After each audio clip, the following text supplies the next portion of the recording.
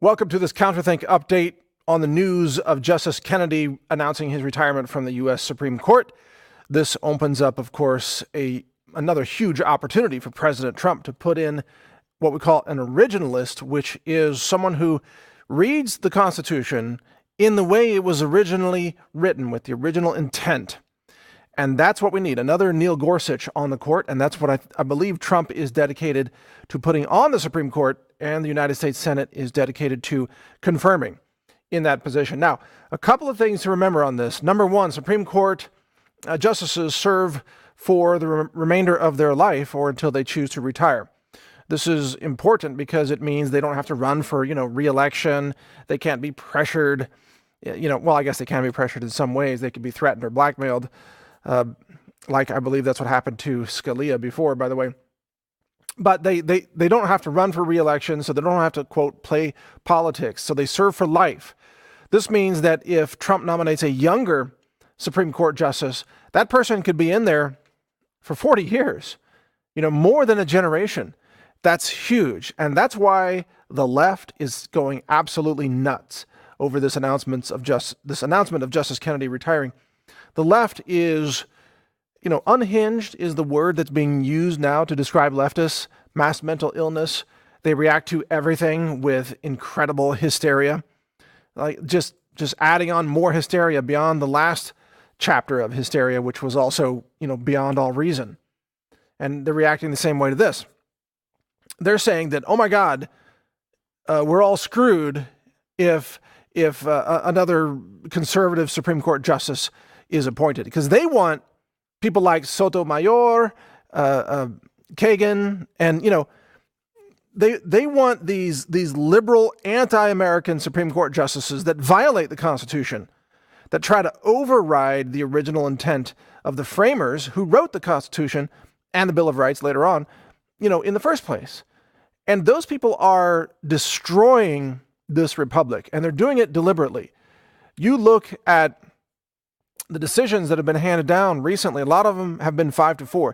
Very close decisions. For example, this decision on Trump's travel ban from some countries that happen to have some Muslims in them. And it's very clearly spelled out in the Constitution that the president has the right to secure the borders and halt nations from their people from coming into the country. This is very clearly spelled out in the Constitution. There shouldn't have been any question about this. And yet, there were 4 liberal Supreme Court justices that voted to maintain the court decision ban on Trump's travel ban, which is absurd. And 5 justices voted to, of course, confirm that the president has this right that is spelled out in the Constitution. So we are very close, frankly, to losing this country because of these liberal Supreme Court justices who are really activist judges who are trying to write new law effectively on the bench by overstepping the boundaries of their power. They are not supposed to be writing new law or creating new law. They're simply supposed to interpret law under the framework of the Constitution as it was originally written. And today, right now, we have 4 to 5 Supreme Court justices active right now who are violating the Constitution repeatedly and deliberately. And you can't get them off the court because, of course, again, they serve for a lifetime. Fortunately, Ginsburg is very elderly. I think she's 85, and she has been treated with chemotherapy. She clearly suffers from chemo brain. She is clearly mentally incompetent to serve as a Supreme Court justice, but you can't remove her from the court because it's a lifetime appointment. So we have to wait for her to either retire or pass away, one or the other.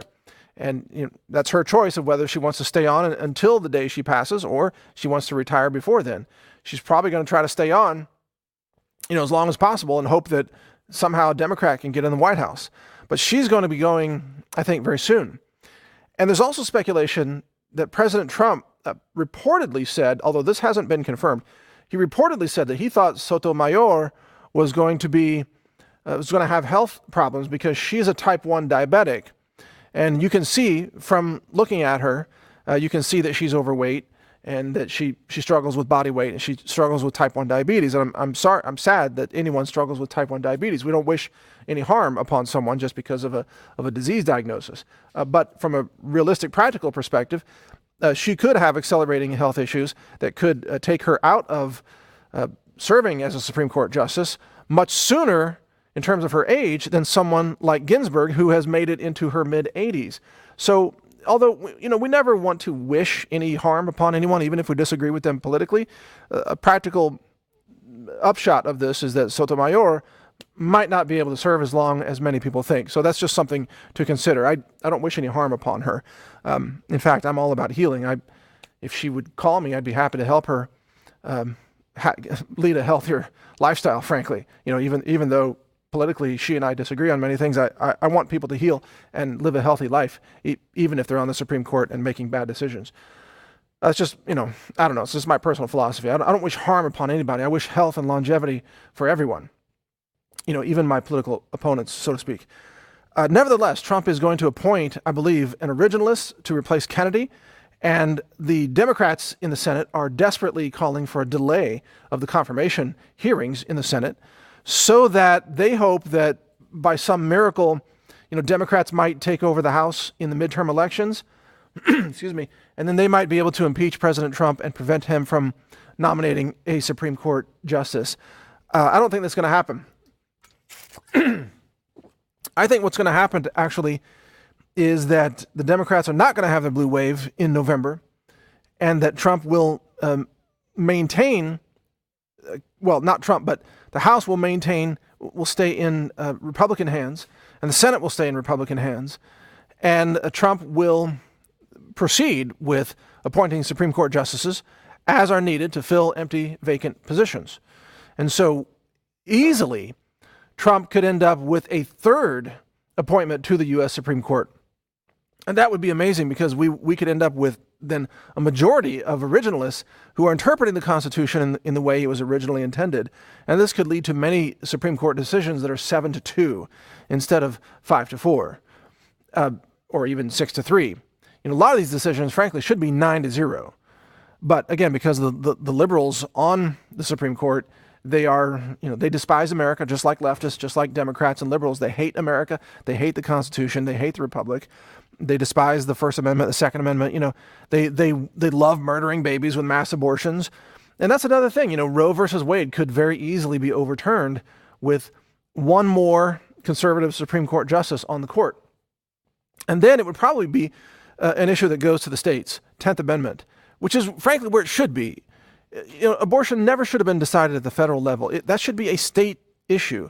So some states would end up being pro-abortion, and other states would end up being, legalize abortion maybe first trimester, but illegal after the first trimester. And then some states might be illegal for abortions in all 3 trimesters. Who knows? It depends on the states. But it's clearly a 10th Amendment issue. It should be decided by the states, not at the federal level. And there are many issues like that, not just abortion. But the Supreme Court, in the Roe versus Wade decision, actually, it usurped powers of the states. The Supreme Court overstepped its power and, in effect, grabbed power from the states and tried to concentrate and monopolize that power in Washington, D.C., in the federal level, which is really improper for the Supreme Court to do that. The Supreme Court should have rejected that decision and kicked it back to lower courts and kept it at the state level. But you see, you got to remember, Supreme Court justices are always employees of the federal government. They are part of the swamp by definition, and it's rare that we have a Supreme Court justice that will ever make a decision that actually protects the people or individual liberties or prevents the federal government from being overbearing and too powerful. And I think Neil Gorsuch, by the way, you look at Gorsuch, he's a conservative justice. He's an originalist. But in a recent surveillance case, he voted for government surveillance. This was the issue about, I believe, do police departments need warrants in order to search your cell phone location data held by data service providers like AT&T and Verizon and so on?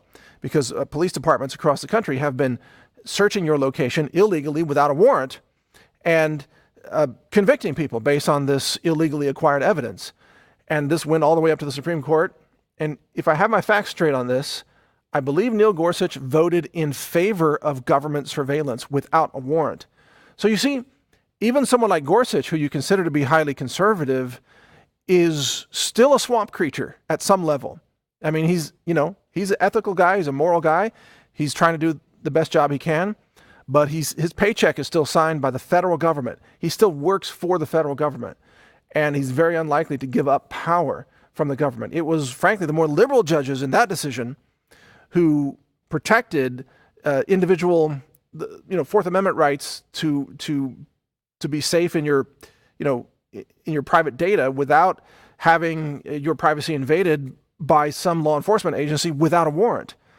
So always keep that in mind. There's some value to having different views on the court. You don't want a court that's always 9-0, 9-0, 9-0. If you ever see that, that's a problem. That's not really a court, is it? It's more like a kangaroo court, no matter which side it's on. If all the decisions are always coming down the same with full agreement, it's probably not legit, you see. But we could use an extra margin of safety for protecting the Second Amendment, protecting the First Amendment, and frankly, like this recent decision that said that unions cannot force members to pay mandatory dues to the unions. That's a very good decision. The Democrats are driven nuts by that decision because labor unions are really a money laundering racket to put money into the hands of Democratic candidates. It's a money laundering scheme.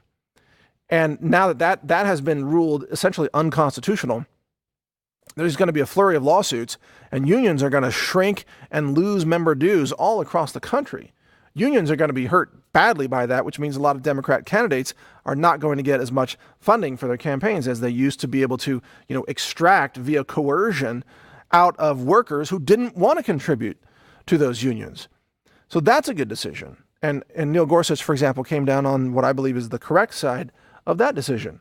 So, there's a lot of intricacies in these decisions about how we should have how we should structure our country. What's the correct way to protect freedoms? What's the correct boundaries for government power or police power or personal privacy protections or abortion? And what's a state right versus a federal power to be asserted against the states and so on? These are very, very important decisions. But I would rather have Neil Gorsuch and people like him on the court than a bunch of anti-American liberals like Ginsburg, or Sotomayor, who's just, frankly, as far as I'm concerned, a disgrace in terms of her legal decisions. Not as a person, but in terms of her legal decisions. They're disgraceful to this country, frankly. But that's just my view. And, since I'm not on the court, I guess that doesn't really matter, does it? Her vote counts on the court, and my vote doesn't count on the court. But someone else will come to the court whose vote will count. And that's going to be someone that President Trump appoints and that the Senate will confirm. And we're going to have another person on the Supreme Court to help defend our individual liberties against insane radical liberals who are constantly trying to turn America into a communist authoritarian regime. And it's the Supreme Court that's right now stopping them. Like that decision about the gay cake bakery situation where the cake decorator didn't want to be compelled to engage in speech that celebrated a gay wedding.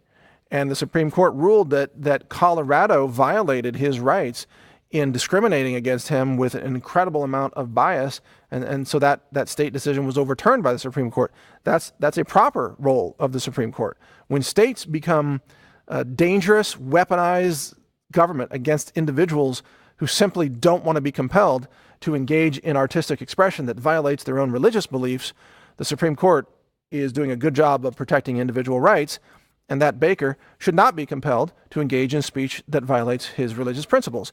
And by the way, that case was lied about in the media. The guy, the baker, he didn't refuse to sell them a cake. He told the gay couple they could buy any cake they wanted. He would gladly sell them any cake.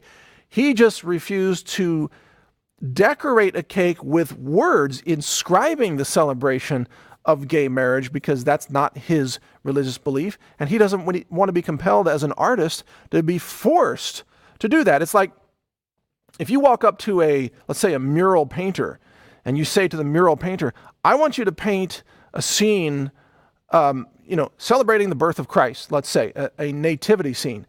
And that painter happens to be an atheist. And that painter says, no, I don't believe, in their words, in Christ. And they don't want to paint the nativity scene because they're not religious like that. They're an atheist. Can you compel them to paint a nativity scene? And then can you use the power of the state to demonize them and criminalize them and fine them for not wanting to paint a nativity scene? The answer is no. You can't force a painter to paint something they don't want to paint, can you? Or a sculptor, or a cake decorator for that matter. See, that's what this issue is really about. But of course, the left-wing media, which is always dishonest and engaged in fake news, they lied about it the whole time. That's all they do. They lie, and they distort, and they deceive you. So you may not have known that about this case. It's about compelling an artist of what, forcing them to do something that they are fundamentally against in terms of their own religious beliefs. So that's what that case was really about. In any case, I encourage you to keep following news on this. My name is Mike Adams. Counterthink.com is where you can find Counterthink episodes. An original episode also airs every Sunday night on Infowars.com at 6 p.m. Central. In addition, you can find these sort of up-to-date news snippets like the one you're watching now on Counterthink.com. And thank you for watching. Be sure to catch the launch of Real.video coming up very soon. Real.video, you can have your own platform there. It's the alternative to YouTube, where you can actually have a free speech platform where you're not going to be censored for your political beliefs like YouTube is censoring everybody, for being conservative or libertarian or pro-Constitution, that kind of thing. So check out Real.video. Thank you for watching. My name's Mike Adams. God bless America. We've got a lot of wins coming. I mean, we've had a lot of wins already, and there's a lot more coming. Make America great again, folks. Thanks for watching.